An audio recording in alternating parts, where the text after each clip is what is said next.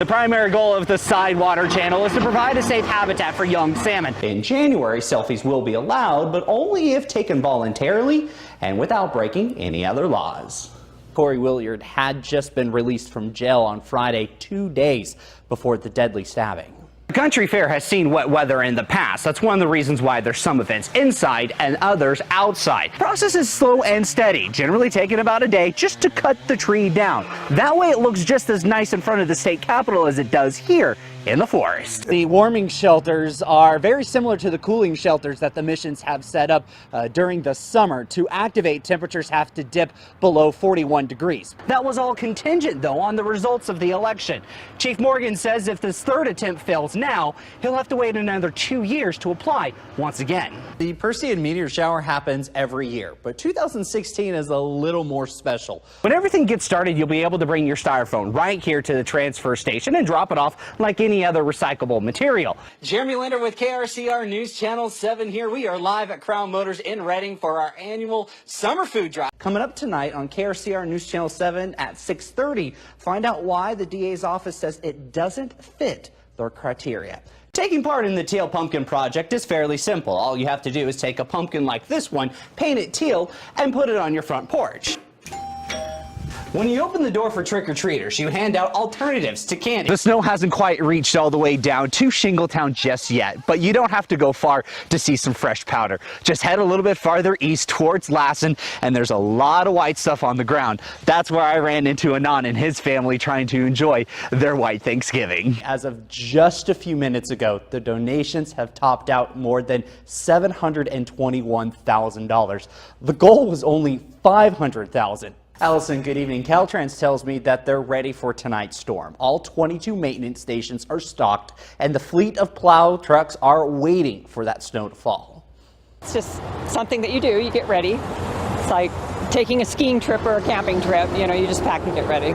Karen is heading to Salem, Oregon for Thanksgiving with the folks. She wants to beat tonight's winter weather and is giving herself plenty of time just in case something happens along the way. I've hit black ice on Highway 5 and ended up in the wrong direction right at the center divide.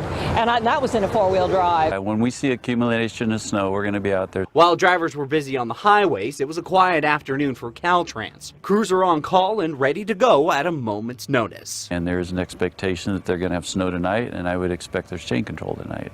And it's further on into the week after Thanksgiving, we hope that snow level rises and that becomes less, of a factor. As for who decides when there are chain restrictions, that is up to the area supervisors and depends on the conditions at the time. It's their call. If it starts looking like it's going to be slippery, if the heavy snow's coming down significantly and it looks like we're not keeping up as well as we could, if it gets packed, we'd certainly, we'll put up the various restrictions that are out there. I know how to put on chains, but I don't like to do it. Rena Daniels is also heading up to Oregon. While she packed chains, she's hitting the road now so she won't have to use them. Always have to have chains in the once it gets to be, now all the way through spring, I don't want to be without them.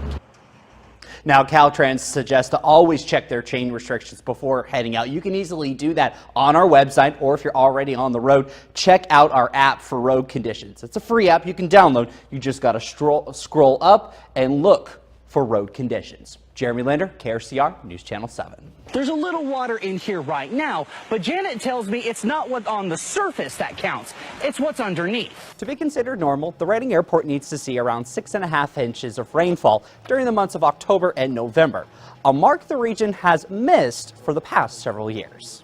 Inside, there are 50 craft brewers showing off their stuff tonight, but there is a brand new kid in town, and that is Final Draft Brewing Company. Based off of their injuries, they were given a certain color, green being the least severe and red the worst. Once beds opened up inside, those patients were then transferred. The group is cleaning up anything from cardboard to needles and even what's left of this mattress. The hair's still a little flat, but I'm dry, and probably the kids are too right now. That pumpkin patch was only open for an hour and a half today. Past years, this weekend along the Sacramento River was like a giant party, but officials are saying that trend is slowly coming to an end. The general consensus on the renovations here at Mount Shasta Mall are positive. But there's one area of concern, and that is the food court. It's definitely a hot one outside right now, but there is a little bit of a breeze, and those conditions are expected to improve once the sun starts to set tonight. While we may only see an inch of snow with this system, it's a good reminder to double check your car's emergency kit. You're wrapping up the tree so that it stays nice and warm. But keep an eye out for exposed limbs. If those aren't covered up, you could see some damage. The family is still trying to figure out what happened on Friday, but tell me they'll continue thinking of Joey as the carefree kind of guy. I talked with the manager today who says that they've had issues with transients in the past, but never in the area where he discovered the body yesterday morning. The Davis swim coach tells me that the team left with ill feelings towards Redding after 2 Davis swimmers were allegedly groped and harassed. Well, Mike, Jennifer, the water board tells me that the algae is not normally seen in Shasta Lake, but they have seen blooms before in Lake Britain, which flows into the Pitt River and ultimately the arm of the lake. There's algae all over this lake. There might not be that kind of algae, you know what I mean, but you know, every body of water has algae. Bobby Ashford works at Silverthorne Resort. He's not worried about the algae found nearby on the Pitt River arm. It's way up there past the no ski buoy, you know, where no one can ski. Not many houseboats go up there. The resort has received about a handful of calls over the algae, but employees are assuring guests they will be safe. Just educating them on it, you know, letting them know it's not a big issue, it's not a problem currently right now. There are various varieties of cyanobacteria, not all of which are toxic. The blue-green algae was spotted last week, and the Water Quality Control Board issued a warning to avoid the area. That only applies to the upper Pitt River arm, between the no ski buoys and the buoys at the head of the arm. So the farther you migrate away from that source, you know, things are going to dilute. Not an issue at this point in time. The biggest thing is making sure that people stay out of the area. The board says the warning is just a precaution, and there's plenty of good water left. That's one of the benefits of Shasta Lake, is it's a huge reservoir, and there are plenty of other opportunities to enjoy the lake without being in the upper Pitt River arm at this point in time. Now, test results from the water samples taken from the Pitt River arm are expected by mid or early next week. Now, if it comes back toxic, the board will continue an investigation to help determine the source and make that area safe once again. Jeremy Linder, KRCR, News Channel 7. It's definitely been a warm start to the day out here at the Redding Airport, almost 10 o'clock. People are about to go inside for the Trump rally with temperatures running near 80 degrees. It has been a little bit on the cooler side, though, or at least it feels that way with these winds. But as we go in towards the afternoon, it only gets hotter once we factor in the temperature from the asphalt. I think it's 104 degrees. Is everybody okay? If anyone is not feeling well, come up here. We have plenty of water to share. This is hot out.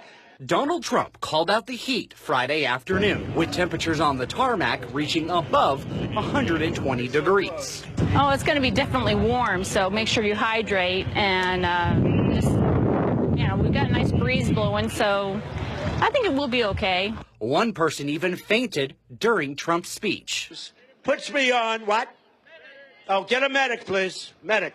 The crowd knew the heat was coming, and several came prepared with umbrellas for shade. Catherine Manzanares wanted to see Trump today, but left early when it got too hot. It's just that the heat gets, this summer is getting to be a little over, and I thought I could take it, but I couldn't.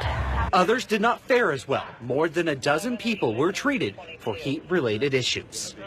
Normally at the airport, security's pretty tight when it comes to bottled water, but that's the main thing everyone seems to be bringing today to try to keep cool during this heat wave in Redding. Jeremy Linder, KRCR, News Channel 7.